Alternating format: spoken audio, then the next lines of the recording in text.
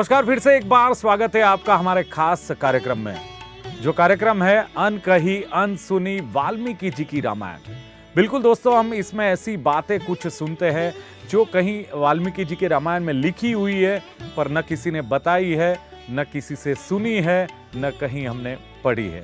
और ऐसी कुछ रोचक बातों लेके हम आपके सामने आए। अगले एपिसोड में हमने सुना था कि जो महर्षि विश्वामित्र थे वो राम और लक्ष्मण को ले जाने के लिए सफल हुए। हालांकि वशिष्ठ जी ने समझाया था दशरथ जी को, और फिर ये महर्षि जो विश्वामित्र थे वो राम और लक्ष्मण को लेके निकले थे, क्योंकि उनको राक्षस की जो आपत्ति थी उनसे मुक्ति चाहिए, और उसी कारण उन्होंने राम जी और लक्ष्मण जी का सहारा लिया। उनको एक महामंत्र दिया, बला और अति बला का। अब आगे सवाल ये है कि ये बला और अति बला महामंत्र का उपयोग राम और लक्ष्मण ने कहां पर किया, किसके पर किया, और सबसे पहला वध इन्होंने इसी महामंत्र से किसका किया। यही सब रोचक बातें जानेंगे, और यही बातें बताने के लिए आज हमारे साथ फिर से एक बार उपस्थित है जो महान ज्योतिषी हमारे गुजरात के और धर्म के ज्ञाता चेतन पटेल हमारे साथ उपस्थित है। चेतन जी, स्वागत है आपका हमारे इस कार्यक्रम में। नमस्कार। चेतन जी, अगले एपिसोड में हमारे दोस्तों को आपने बताया था, दर्शकों को बताया था कि महर्षि विश्वामित्र जी ने एक महामंत्र दिया था, बला अति बला। अब सवाल ये महामंत्र का उपयोग कहाँ पर हुआ और सबसे पहले किस पर हुआ, किसका वध यही महामंत्र से हुआ? चेतन जी। बला अति बला, यही महामंत्र दीक्षा देकर सरयू नदी के जल का आचमन कराकर विश्वामित्र जी ने सबसे पहले श्री राम और लक्ष्मण जी को कराया था और यह मंत्र सिखाया था। इस मंत्र की हम बात करें, इस मंत्र को ग्रहण करके शिक्षा दीक्षा पूरी होने के बाद रात भर वह तीनों सुखपूर्वक सरयू नदी के तट पर विश्राम करने लगे थे। सुबह होने पर सब नित्य कार्य से निवृत्त होकर राम लक्ष्मण विश्वामित्र जी के साथ आगे चल पड़े थे। आगे जाके गंगा और सरयू नदी का संगम तट आया। तभी वह संगम से एक नाव में बैठकर संगम पार कर दूसरी दिशा की ओर बढ़ चले थे। चलते चलते कुछ देर आगे चलने के बाद एक भयंकर वन के पास पहुंच गए थे। उसी समय श्री राम ने उस वन को देखा। वह बड़ा ही निर्जन मालूम पड़ रहा था और वहां किसी मानव के आवाजाही के कोई भी चिन्ह नहीं दिख रहे थे। इसी कारण महर्षि विश्वामित्र जी से श्री राम ने पूछा कि यह वन तो बड़ा ही दुर्गम प्रतीत हो रहा है। इस वन में हिंसक प्राणियों का आवाज भी बहुत आ रही है। यह वन क्या है? इसका नाम क्या है? ऐसा श्री रामचंद्र जी ने महर्षि विश्वामित्र जी से पूछा। विश्वामित्र जी ने उन्हें बताया था कि पूर्व काल में यहाँ मलद और करुष नाम के दो नगर थे। वे नगर बड़े ही समृद्ध थे।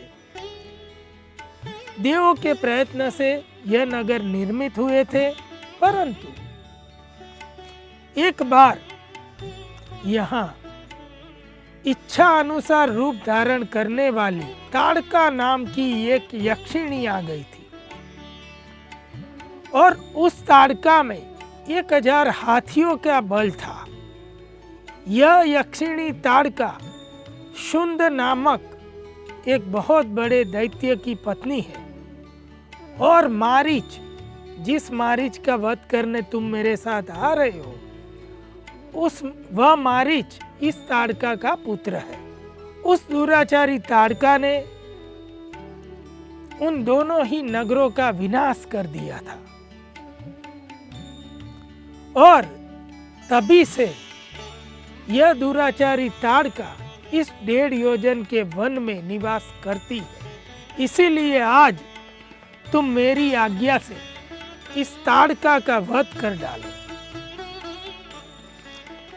महर्षि विश्वामित्र जी की आज्ञा सुनकर श्री राम ने उन्हें पूछा था कि मुनि श्रेष्ठ, यक्षिणी तो अबला कही जाती है, फिर यह ताड़का नाम की राक्षसी में 1000 हाथियों का बल कैसे हुआ? तभी महर्षि विश्वामित्र जी ने उन्हें बताया था कि पूर्व काल में सुकेतु नाम का एक महान यक्ष था।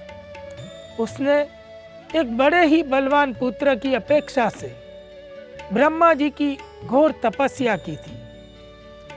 ब्रह्मा जी उसकी बड़ी तपस्या से प्रसन्न हो गए थे, परंतु वह जानते थे कि यदि इसे कोई बलशाली पुत्र दिया तो उससे वह समस्त लोकों में हाहाकार मचा देगा।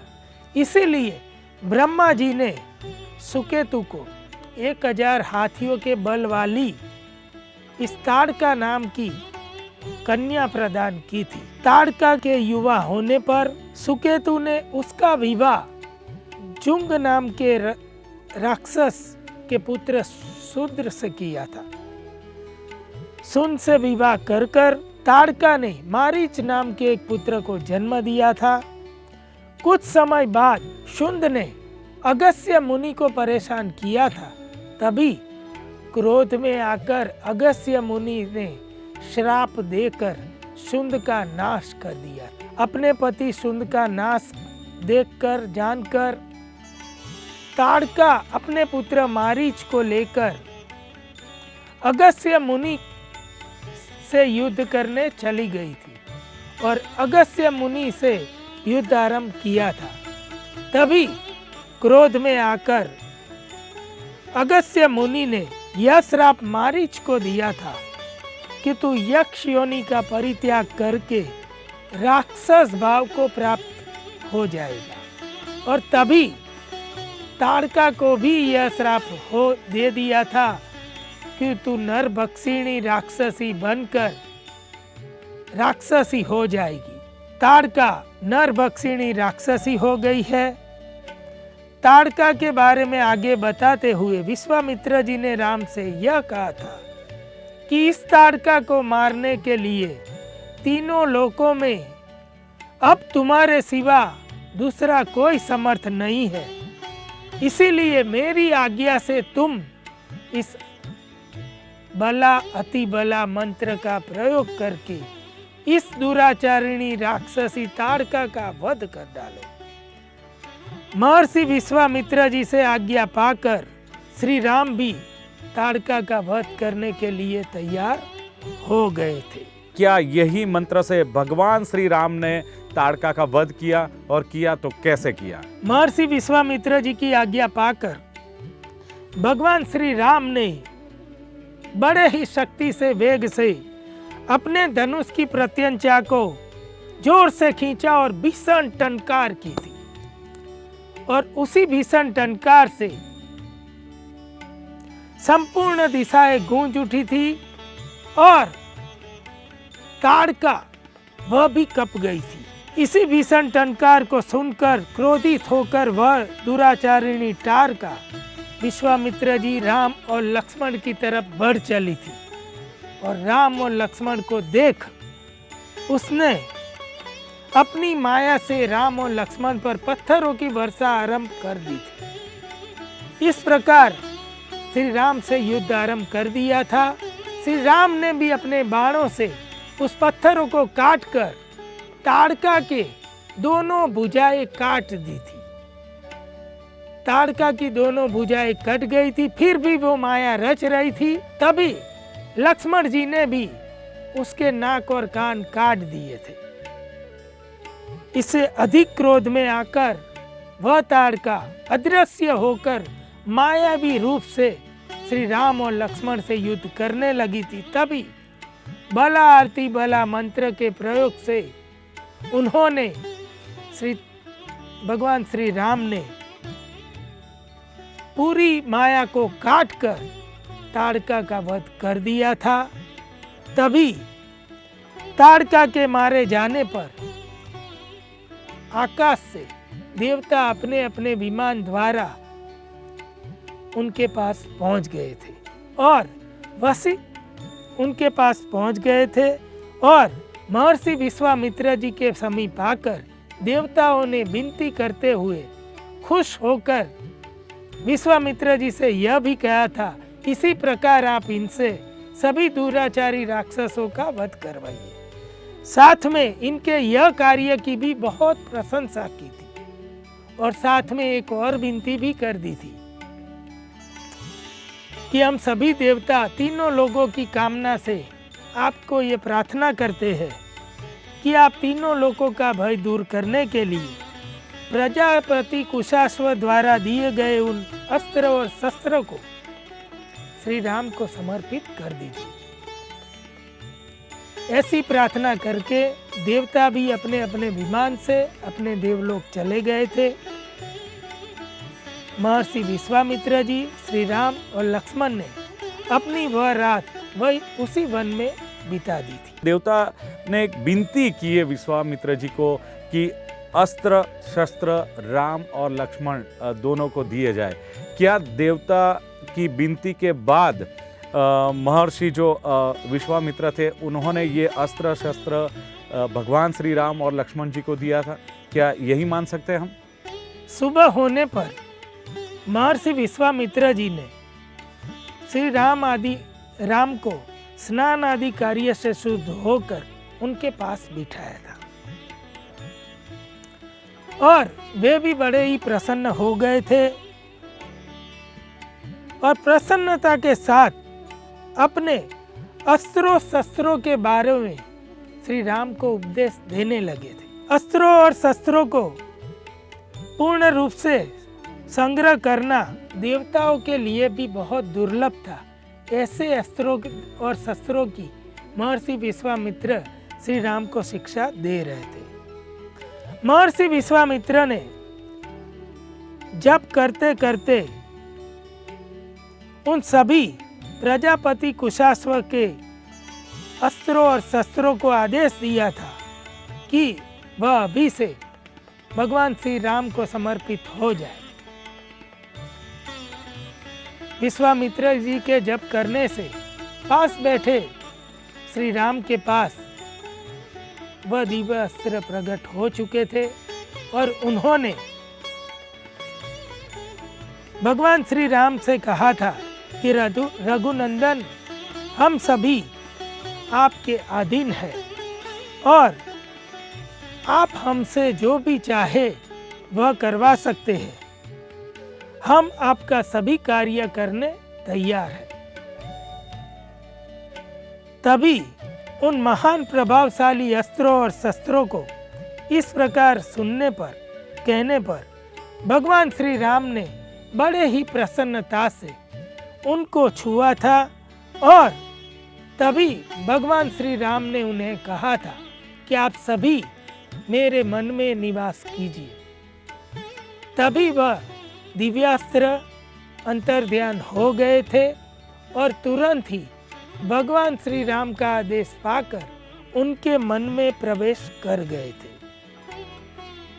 इस प्रकार सारे अस्त्र शस्त्र प्राप्त कर लेने के बाद भगवान श्री राम ने महर्षि विश्वामित्र जी का आशीर्वाद लिया था और अपनी आगे बढ़ने की यात्रा आरंभ कर दी थी। उस सभी अस्त्रों और शस्त्रों को प्राप्त कर लेने के बाद भगवान श्री राम देवताओं के लिए भी दुर्जय हो गए थे।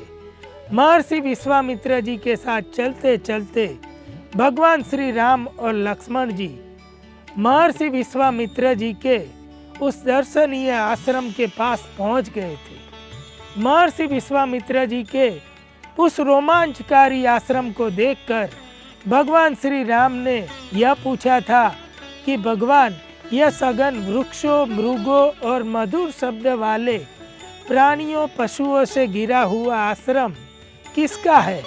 पता नहीं, मुझे क्यों इस आश्रम के बारे में जानने की उत्कंठा हो रही है। ऐसा भगवान श्री राम ने इस आश्रम के बारे में जानने के लिए विश्वामित्र जी से एक प्रश्न किया था और इतने उनके मन में भी बहुत सी उत्कंठा हो गई थी इस आश्रम के बारे में जानने के लिए।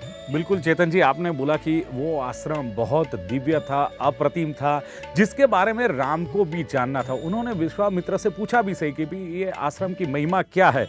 अब सवाल ये होता है कि राम के मन में, श्री राम के मन में जो उत्सुकता हुई, भगवान के मन में जो उत्सुकता हुई जिस आश्रम के प्रति, क्या था वो आश्रम में, क्यों वो इतना दिव्य था, क्यों वो इतना अप्रतिम था, आश्रम की महिमा क्या थी चेतन जी? स्वयं विश्वामित्र जी ने भगवान श्री राम को और लक्ष्मण को आश्रम के बारे में बताते हुए यह कहा था कि भगवान विष्णु जी ने पूर्व काल में यहाँ 100 युगों तक तपस्या की है और निवास भी किया था।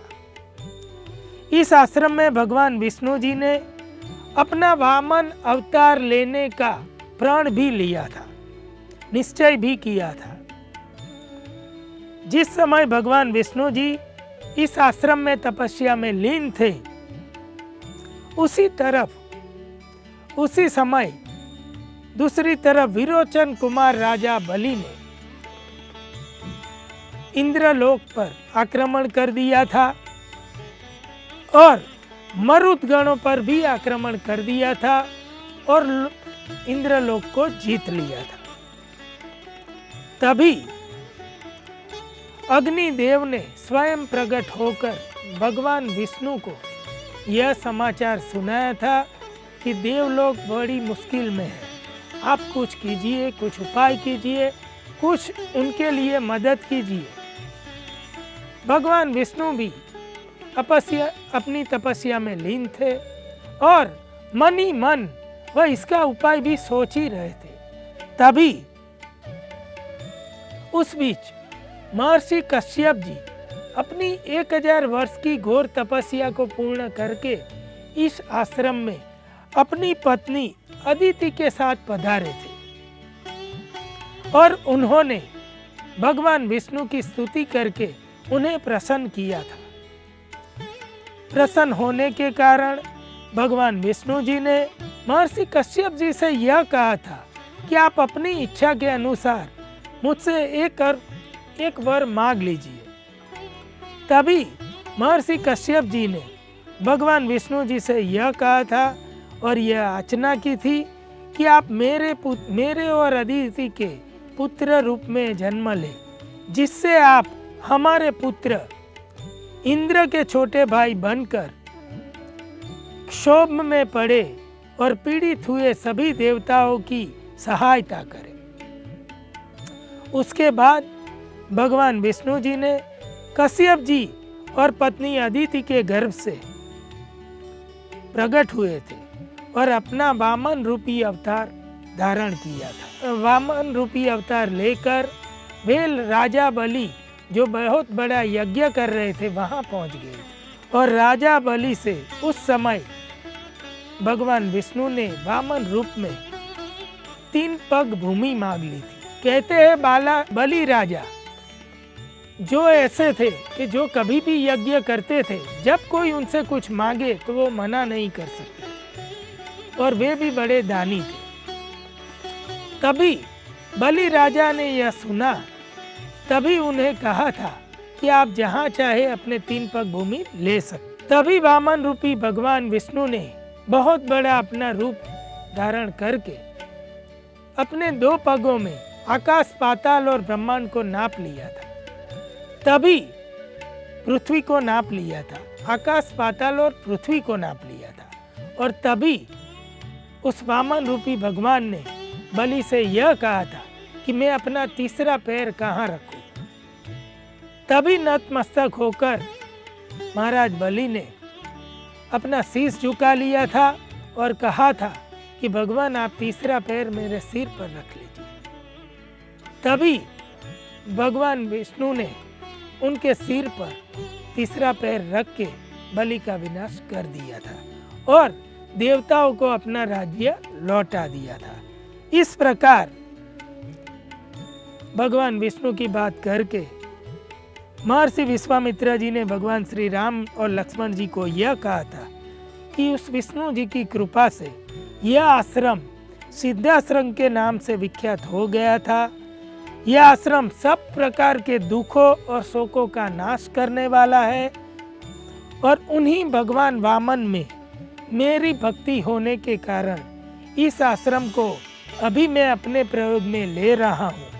इस प्रकार विश्वामित्र जी ने इस दिव्य सिद्धाश्रम की पूरी महिमा भगवान श्री राम और लक्ष्मण जी को कह सुनाई। बिल्कुल चेतन जी, विश्वामित्र जी ने जो दिव्य आश्रम की महिमा तो सुनाई, पर जो काम था वो तो अभी बाकी है, क्योंकि जो मारीच और सुबाहु थे उनका वध करना था, क्योंकि वो बाधाएं डाल रहे हैं, मुश्किलें डाल रहे हैं यज्ञ में। हालांकि आपने बताया कि महर्षि विश्वामित्र चाहते तो उनका वध कर सकते थे, पर भगवान श्री राम और लक्ष्मण को इन्हीं के लिए लाया गया था कि मारीच और सुबाहु का वध हो। तो ये वध हुआ कि नहीं, कब हुआ और किस अस्त्र से भगवान श्री और राम और लक्ष्मण ने इसका वध किया? महर्षि विश्वामित्र जी के साथ राम और लक्ष्मण जी उनके सिद्धाश्रम में आ गए थे। आने के बाद महर्षि विश्वामित्र जी अपने गुरुकुल के शिष्यों के साथ यज्ञ की तैयारी करने लगे थे। यज्ञ की तैयारी जोर शोर से आरंभ हो गई थी। सभी तैयारियों को देखकर भगवान श्री राम ने विश्वामित्र जी से यह कहा था कि भगवान, मैं जानना चाहता हूँ कि ये दोनों निशाचर मारीच और सुबाहु इस यज्ञ भूमि में किस प्रकार किस समय आक्रमण करते हैं, ताकि मैं यह जानकर उन दोनों का तुरंत ही वध कर सकूं। युद्ध की उतावल इस भगवान राम की बातें सुनकर विश्वामित्र जी भी प्रसन्न हो गए थे और तभी उन्होंने भगवान श्री राम को एक बात कही थी कि इस यज्ञ भूमि में हम इस सिद्धि के यज्ञ का आरंभ करने के पहले हम सभी 6 दिनों का मौन लेंगे और 6 दिन हम लगातार अपना यज्ञ करते रहेंगे। और ये दोनों मारीच और सुबाहु यह 6 दिनों में कभी भी आक्रमण कर सकते हैं और हमारे यज्ञ में विघ्न डाल सकते हैं। तो दोस्तों, आपने सुना कि यज्ञ की शुरुआत हो गई है। महर्षि विश्वामित्र ने कहा कि यज्ञ की शुरुआत होगी, 6 दिन तक हम मौन रहेंगे और अगर मारीच और सुबाहु आते हैं तो तुम्हें सतर्क रहना है। क्या होता है आगे? यज्ञ की शुरुआत हुई, महर्षि जी ने मौन व्रत धारण कर लिया। क्या मारीच और सुबाहु आए? फिर भगवान श्री राम ने कैसे उनका सामना किया? क्या वध हुआ कि नहीं, और हुआ तो कैसे हुआ? ये सारी रोचक बातें हम जानेंगे अगले एपिसोड में। इस एपिसोड में बस इतना ही। और चेतन जी, आप उपस्थित रहे और बहुत सारी जानकारी हमारे दर्शकों को, हमारे दोस्तों को दी। बहुत बहुत आपका शुक्रिया। नमस्कार। राम जय सीता राम।